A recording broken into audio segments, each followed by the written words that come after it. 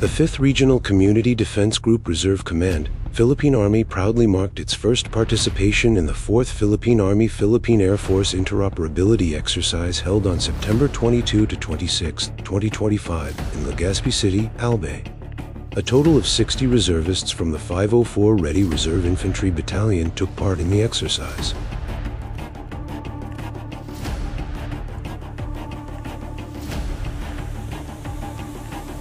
They played key roles across multiple phases, supporting emergency and displaced civilian operations during interagency missions, providing vital medical support in the sustainment phase, and serving as ground-forward observers in the fires phase to synchronize air and ground maneuvers.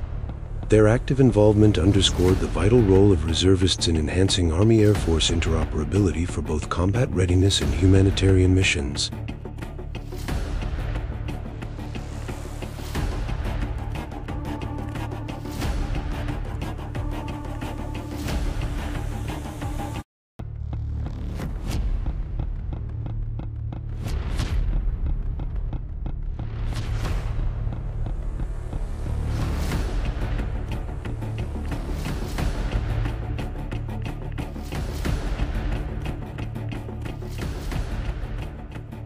Papasalamat ako na nagkaigwa kita digiti interoperability between the Philippine Army and the Air Force. Lahat ng iba pang mga reserve force ng Albay, magkaroon sila ng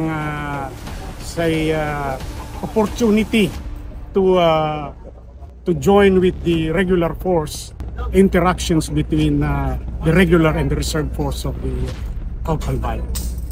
Maganda ang pamamalakad, pamamaraan at importante yung objective nitong ginawang exercises. Tulungan ng bawat sektor, ng bawat unit, naging matagumpay ang exercises na ito.